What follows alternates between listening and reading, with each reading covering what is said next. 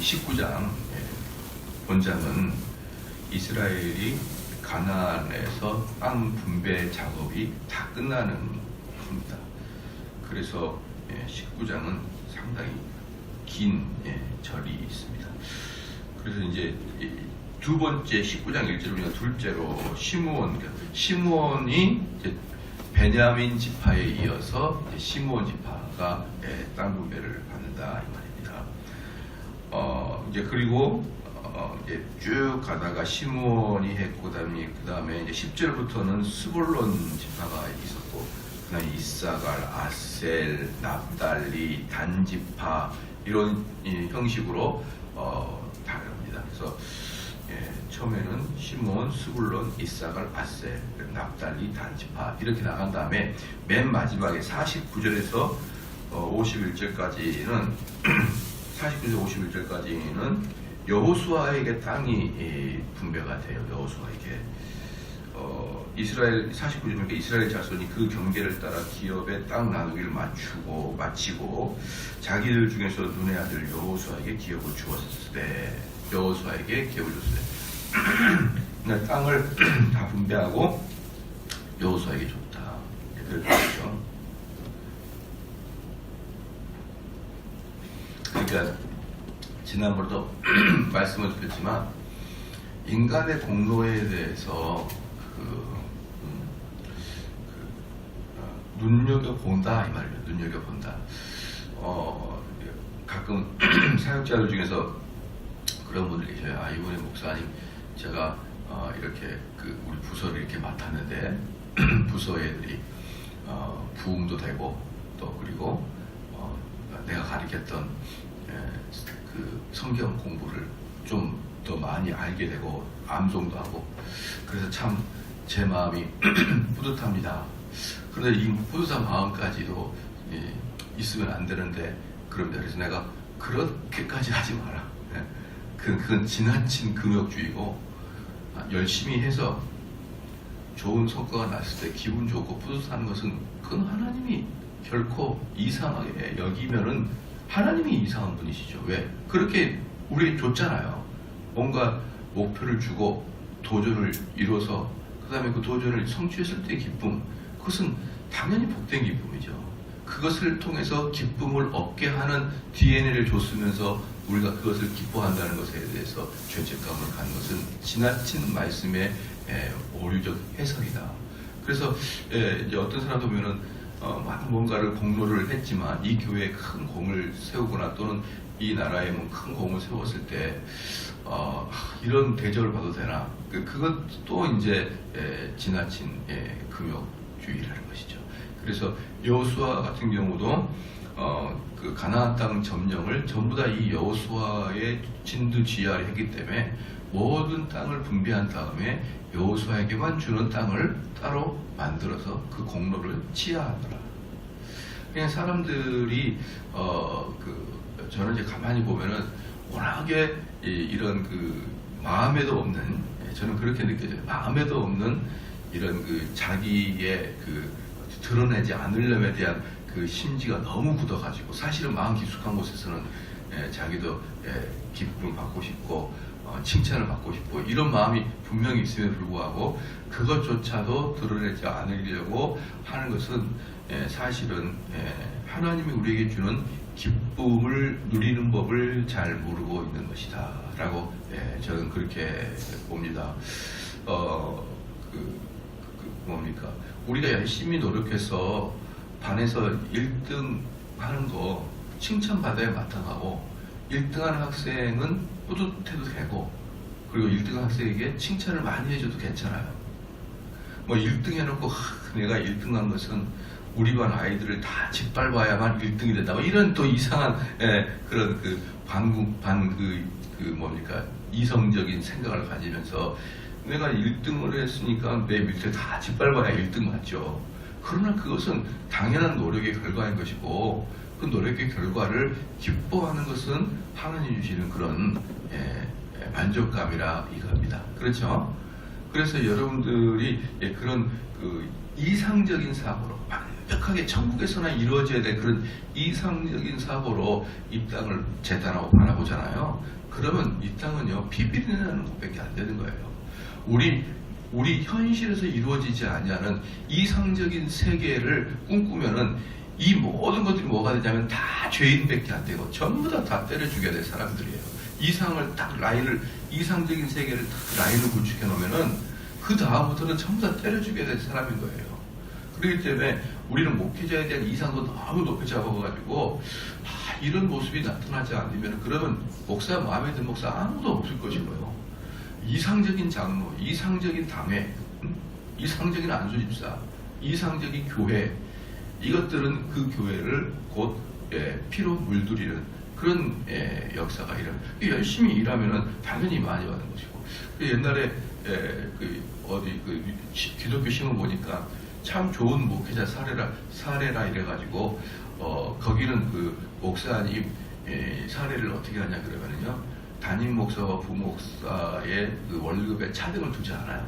뭐에 차등을 두냐면 사람 수에 차등을 둬요. 사람 수에. 그래서 그 교회는 충분히 여력이 있음에도 불구하고 담임 목사님 150만 원 받고 부목사가 200만 원을 받는다는 것이죠. 그 150만 원의 산출은 뭐냐면 인원별로 50만 원씩이에요. 참 속으로 그래 실컷 고생이나 하다가 그냥 가라. 내가 그런 마음이 들어요. 왜 그러냐 그러면요, 자기 아들이 뭐가 죄가 있습니까? 담임 목사님 아들이. 담임 목사님하고 부목사님은요 벌써 나이가 차이가 나고 자녀가 나이가 차이가 나요. 그러면 얘는 지금 이제 초등학교 1학년 2학년하고 대학생 1학년 2학년 자녀가 이럴 텐데 쓰는 돈이 같습니까? 왜 그것을 그렇게 딱 그런 상술적으로 표현합니까? 그리고 담임 목사님이 부목사하고 담임 목사는요 교회를 향하여 머리 쓰고 신경 쓰는 급이 자체가 달라요. 급 자체가. 그런데 어떻게 그런 것을 하나도 고려하지 않고 인원수별로 이렇게 담임 목사가 나눠가지고 자기 아들이 뭐가 죄가 있어요. 대학생인데 야 너를 위해서 아빠가 50만 원밖에 못 버는데 어떻게 하냐. 이제 어떻게 할 거예요 이 애를. 고등학교생이면 어떻게 학원을 보낼 것이며. 그러면은 이 목사님의 아들은 그 아이가 정말 이제 은혜를 받을 그런 청년기 이전에는 얼마나 교회에 대한 불만과 목사직에 대한 불신을 가지고 있을까요? 내가 우리 아버지가 아니 지금 21세기 2018년 21세기 말이에요. 150마리 웬 말입니까? 이게 150마리. 정말 해도 너무 제가 전화번호 해가지고 한마디 하려다가 전화번호를 몰라서 안 했습니다만은 그런 아주 뭐라 그럴까 반이성적인 그런 생각을 가지고 있으면서 자기의 이름은 높이 드높아질 수가 있지만 자기 때문에 처자가 고생하는 것은 왜 생각을 안 하고 왜 합당한 열심히, 합당한 노력, 또 합당한 그 고통을 통한 그 결과에 대한 보상에 대해서 왜 그렇게 지나치게 청렴결백하냐고요. 저는 이런 것들이 너무나 이상적인 생각을 가지고 있다.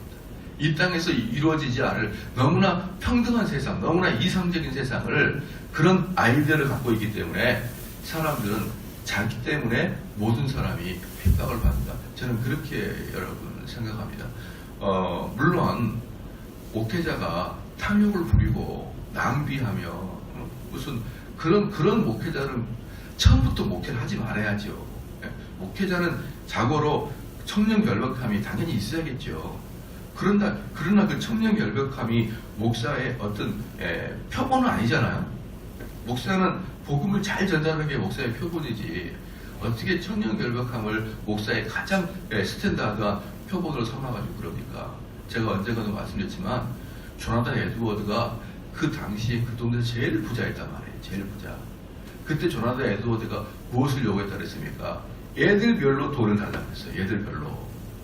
그래서 그때 당시에 그 사람들이 얼마나 진솔했는지는 그들이 그 조나단 에드워드가 딱 당회 그 처음에 그 교회에 부임할 때 이런 계약서를 보면은요 정말 이들은 정직했다라는 생각이 들어요. 왜? 인원별로 돈 주라 이렇게 얘기했거든요. 주라. 그 정직한 거 아니에요? 근데 그걸 본받아가지고 그러는데 인원별로 돈을 준다는 조나단 에드워드가 아직 12명이에요. 12명. 그러니까 그 지역에서 제일 부자였고 그 다음에 아이가 크면 클수록 올려달라 이렇게 해가지고 에드워드가 사실은 그 동네에서 제일 부자였습니다. 제일. 그 전체 지역에서 얘들이 워낙에 많아가지고. 그리고 정당한 대가를, 그래서 나중에 조나단 에드워드가 너무 돈을 밝히는 게 아니냐 이렇게까지 이야기할 정도로 정당한 권리를 요구했어요. 나 이렇게 일을 할 테니 이거 달라. 그리고 휴가를 보내주는데 휴가가 뭐냐 그러면 목사의 휴가를 주일을 다른 곳에서 보내는 거예요. 다른 교회에 가가지고 예배 드리기 휴가죠. 목사가 우리 이번에 봐보십시오. 여러분들이 새벽 기도를 은혜 받을지 모르겠지만 저는 뭐 이렇게 크리스마스부터 시작해가지고 송구역 시네마까지 뭐 여러분들 거기 뭡니까 크리스마스 끝나고 쿡쿡에서 맛있게 드셨죠. 그 다음날 새벽 기도 설교는 누가 준비합니까? 그런 모든 그 뭡니까 막 설날이면 설레이죠. 그런 모든 행사 뒤에 여지없이 주일날 있고 여지없이 새벽 기도 있고 이러기 때문에 목사는 은퇴할 때까지 마음이 항상 편하지가 않아요. 항상 편하지가 않습니다. 일이 끝나면은 후 한숨을 쉴 수 있는 직업이 아니잖아 이게. 그래가지고 이 스트레스가 상당히 받는 거거든요. 그런 게 뭐 일의 강도를 떠나서 해야 될 일이 계속 있다는 것 자체가 사실은 스트레스 강도인데 그거에 대한 대가를 해달라는 거예요. 그거에 대한 대가를. 그래서 그거에 대한 대가를 에드워드는 요구했는데 그것 중에 하나가 또 하나 교회를 3주는 내가 다른 곳에서 예배를 드리게 해달라. 그것을 사인에 딱 씁니다. 야, 이걸 보고 우리나라 목사들은 상상도 못하는 거예요. 우리도 그런 마음을 갖고 제가 왜 정직하냐 그러면 그게 올바르다고 생각하니까 딱 꺼내놓잖아요. 자기 속마음을 꺼내놔서 이것을 성취하게 해달라라고 에드워드가 딱 그렇게 해가지고 딱 했는데 저도 이제 처음에 이 에드워드를 본받아가지고 사례비는 뭐 알아서 잘 주니까 상관없지만 내가 원한다 그러면 1년에 3차례는 다른 교회에서 예배를 드리게 해달라 그렇게 말했는데 가고 싶지가 않아요. 다른 교회를 가고 싶지가 않고 아마 제가 이제 뭐 외국에나 간다 그러면 아마 중간에 뭐 2주 가면 한 번 빠지겠죠.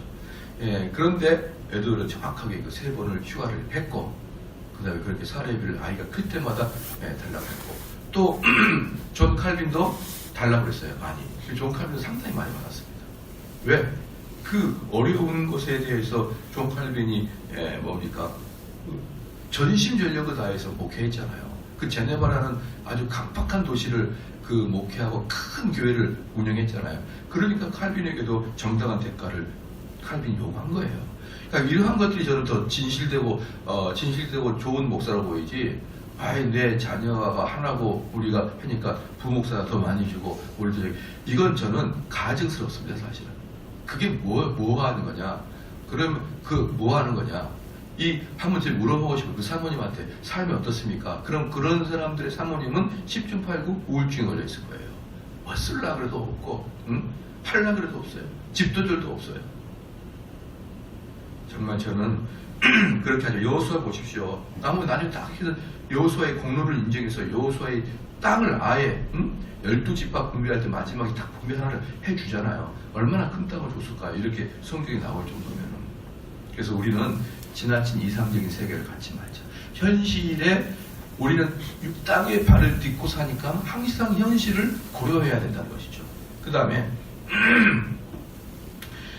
이 사건들은 창세기 12장에 나와 있는 아브라함의 후손에게 가나안 땅을 주시겠다고 하는 12장 7절의 언약의 1차적인 완성입니다. 이제 1차적인 완성이에요.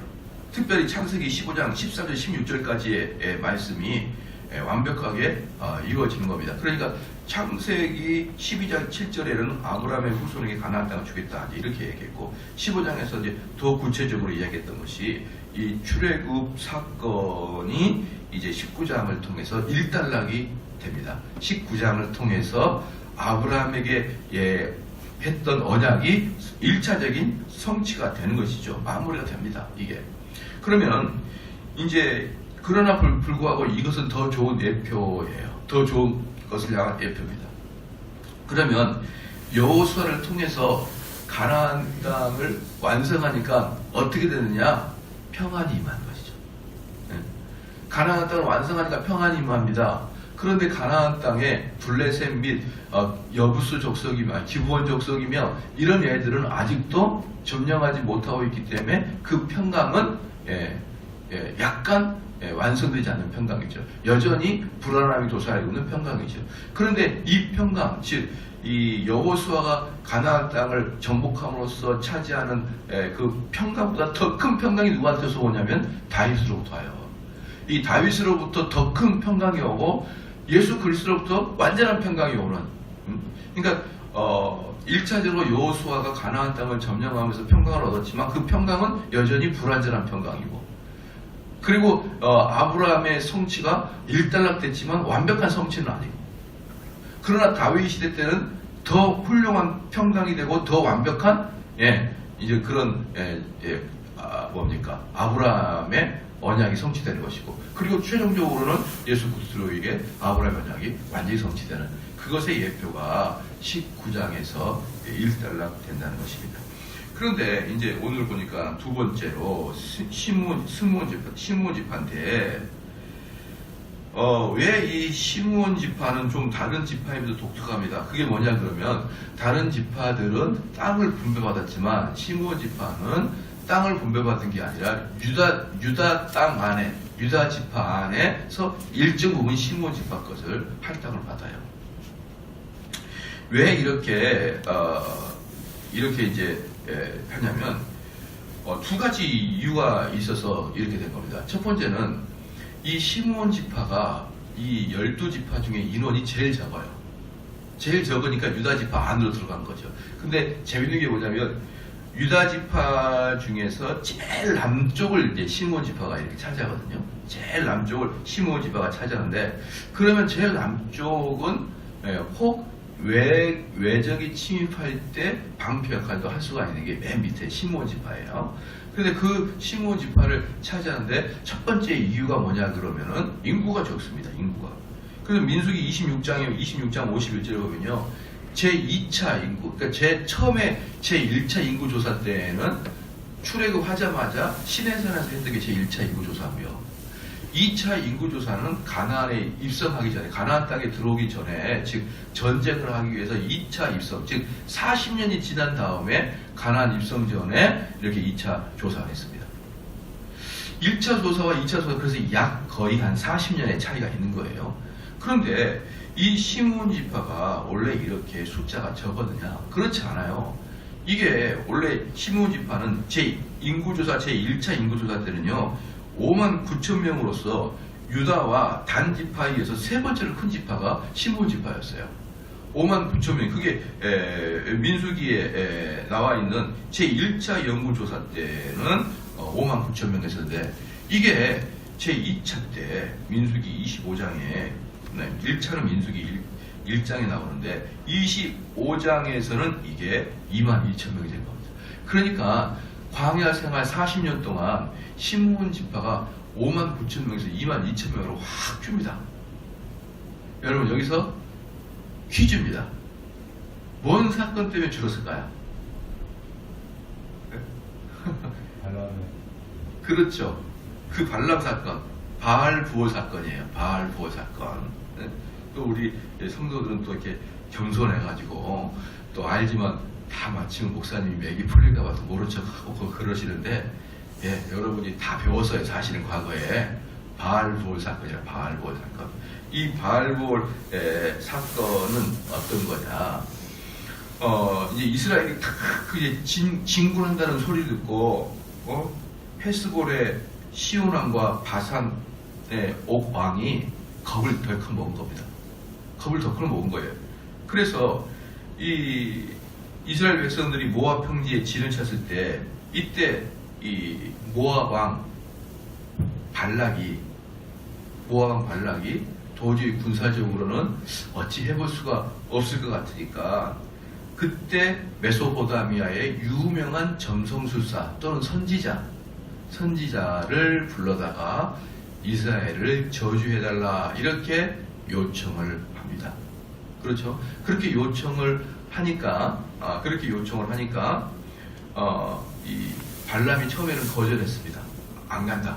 그러니까 또 발락이 사신을 보내가지고 또 요청을 하니까 두 번째는 가다가 나귀에게 책망을 듣고 3번을 축복을 합니다. 3번을 축복을 해요. 그러니까 발락 왕이 내가 너를 금은보화를 쌓아가지고 너를 초청해가지고 이 전쟁에서 해달라고 하는 게 겨우 적구로 칭찬하는 거냐? 이렇게 이야기하니까 발람이 하는 말이 뭐예요?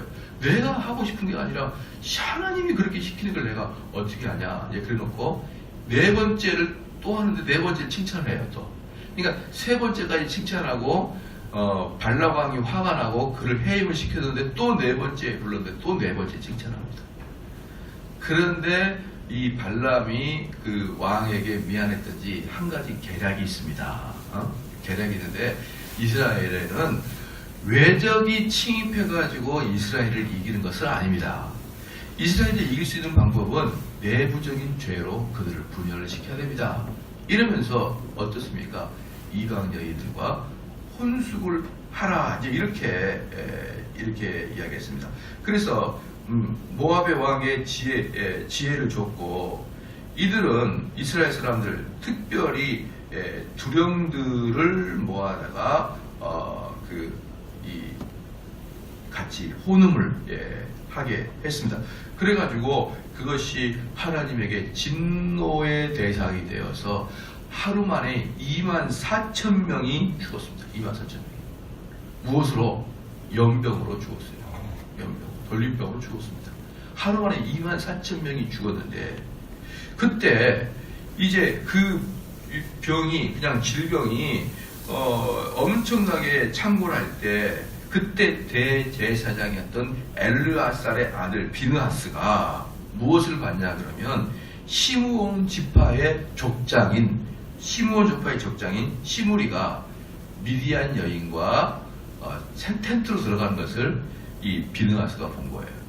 그러니까 지금 전국이 이 연병을 통해 가지고 전부 다 지금 죽어나가고 있고 왜 이런 일이 발생했는지는 이제 대제사장이 알고 있는데 그 지금 일을 수습하고 있는 그 중간에도 시므온 지파의 족장 하나가 이 미디안 여자를 데리고 텐트로 들어가는 것을 비느하스가 보고 바로 저 죄 때문에 이스라엘 백성들이 지금 하루 만에 24,000명이 죽어가고 있는 그 순간에도 저 짓을 하고 있는 것을 비느하스가 도저히 참지 못하고 어떻게 했습니까?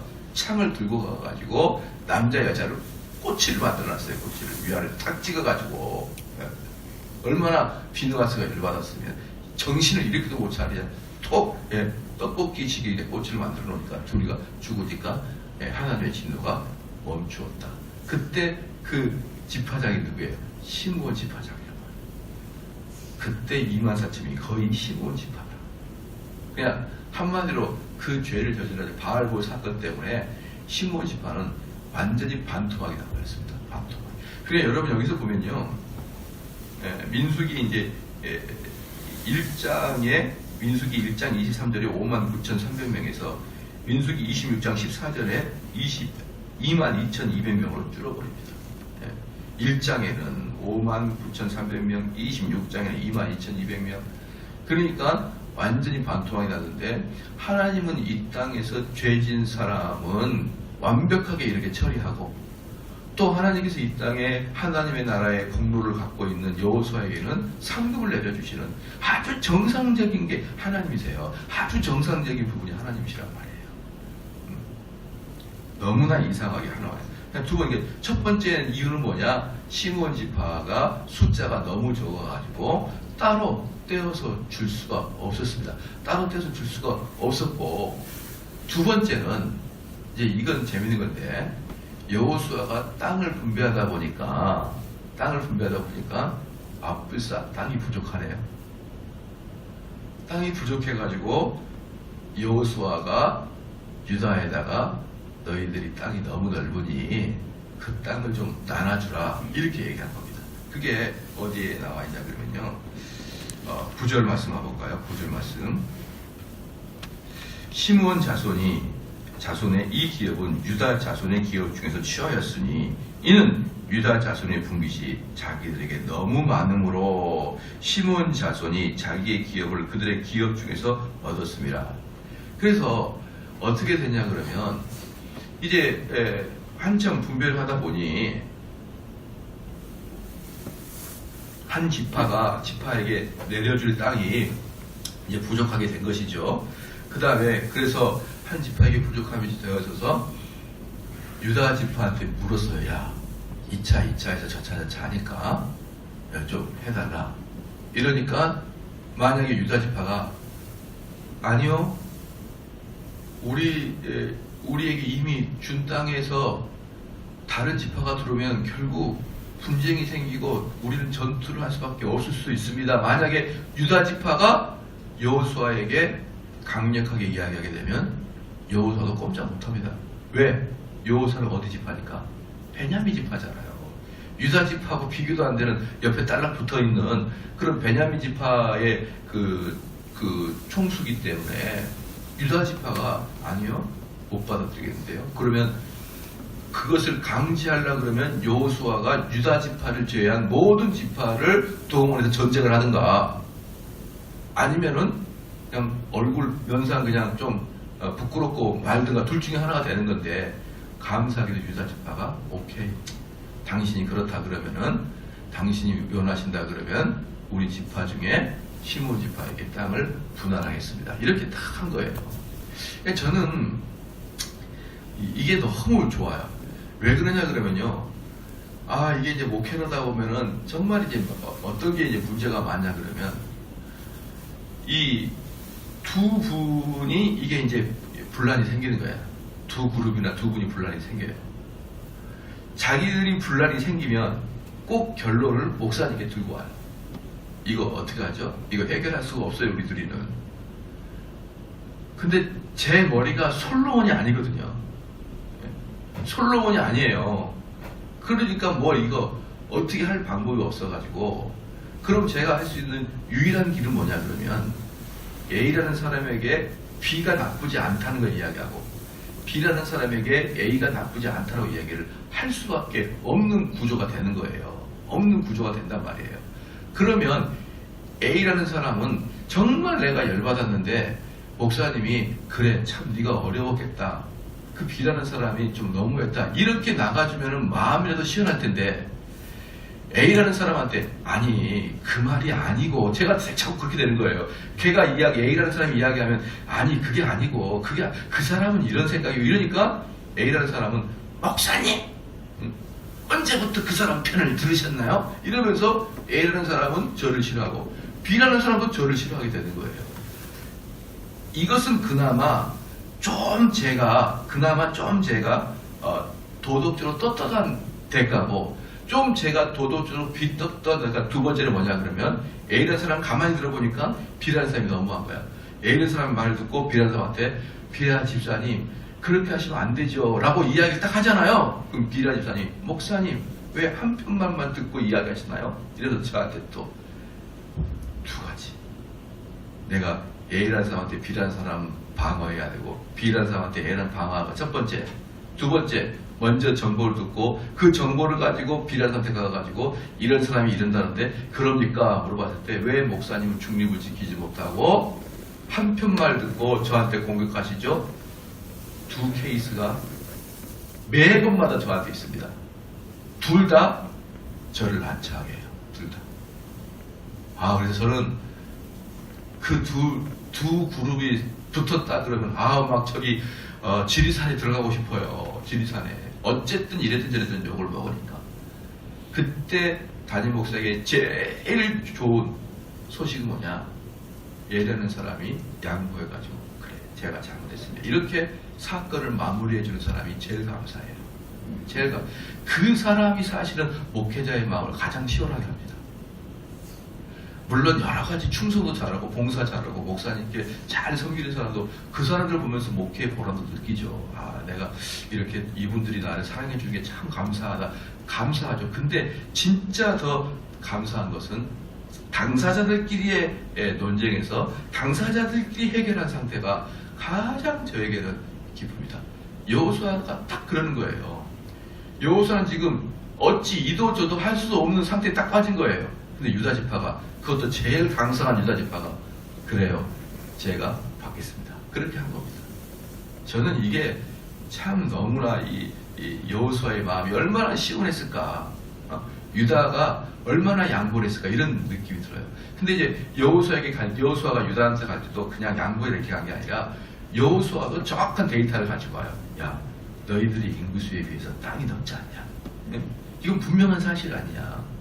그런데 내가 어떻게 하다 보니까 이렇게 됐는데 이 시몬 지파를 좀 남쪽에다 좀 해주라. 이렇게 해가지고 이렇게 저렇게 해가지고 여호수아는 여호수아의 입장으로서 최선을 다하고 유다 지파도 유다 지파를 다해서 최선을 다해서 이게 전쟁 없이 싸움 없이 분란 없이 잘 끝난 게 이 담임 목사의 입장에서 오버랩이 돼가지고 너무 은혜가 되는 거죠. 이게 참 잘했다. 그 다음에 마지막 세 번째 이유가 있습니다. 첫 번째는 뭐였나요? 인구수가 적어요. 두 번째는 뭐였습니까? 유다의 양보로, 유다 땅이 넓었는데 유다의 양보로. 세 번째는 뭐냐 그러면 시므온 지파 조상 시므온이 야곱의 둘째 아들입니다. 야곱의 둘째 아들. 시므온 지파가 둘째 아들이에요. 그러니까 여기서도 나눠주는 게 베냐민을 제일 사랑하는 베냐민을 나누자마자 그 다음에 이제 에브라임은 이미 지파를 이미 분배했으니까 큰 아들 분배했으니까 둘째 아들을 이제 딱 처음으로 분배하는 거예요. 둘째 아들을 분배하는데 이 시므온이 어떤 놈이었냐 그러면 야곱의 딸 디나가 강간당한 사건이 있었잖아요. 그때 시므온하고 또 누구 하나 있었죠? 레위가 칼을 들고 세겜 사람들을 다 진멸한 사건이 있었잖아요. 진멸하고 나서 야곱이 시므온과 레위에게 유언한 게 뭐냐면 너희들을 이스라엘 지파에 흩어버리겠다 이렇게. 이스라엘 지파에서 흩어버리겠다. 그래서 시므온 지파가 나중에는요 이스라엘 유다 뭡니까 위에는 유다 지파고 그 밑에가 시므온 지파였잖아요. 이 시므온 지파는 나중에 어떻게 되냐 그러면은 유다하고 시므온과 완전히 동화가 돼요. 동화가 돼가지고 유다의 큰 땅에 여기저기에 산지의 분포에 들어가 버립니다. 그래서 나중에 남유다로 나갈 때는 시므온이 있는 둥 없는 둥 유다 지파로 속하게 되는 거예요. 그러니까 유다 지파 속에서 여기저기 흩어져서 하는 게 야곱의 예언이 성취가 되는 거예요. 너희들이 이런 죄를 졌으니 이스라엘에서 너희들이 흩어짐을 당하리라 라고 창세기 49장 7절에 예언했는데 예언이 딱 들어맞습니다. 누구랑? 시므온 지파랑 또 레위 지파가 어때요? 분깃을 못 받잖아요. 분깃을 못 받는 거예요. 그냥 두 지파는 야곱의 예언대로 다 흩어져서 합니다. 그런데 시므온은 중간에 회개하지 않고 또 아까 바알볼 사건을 경험하기 때문에 시므온 지파는 흩어졌는데 저주의 흩어짐이요. 레위 지파는 중간에 하나님에게 마음에 드는 행동을 해가지고 흩어짐인데 축복의 흩어짐이 되는 것입니다. 그러니까 야곱의 예언이 성취가 됐음에도 불구하고 회개한 사람은 그 성취함에도 불구하고 뭐가 되는 거예요? 합력하여 손을 이뤘다니까요. 흩어졌는데 좋은 것이 오는 거예요. 레위 지파에게는. 시므온 지파에게는 흩어졌는데 악이 온 것입니다.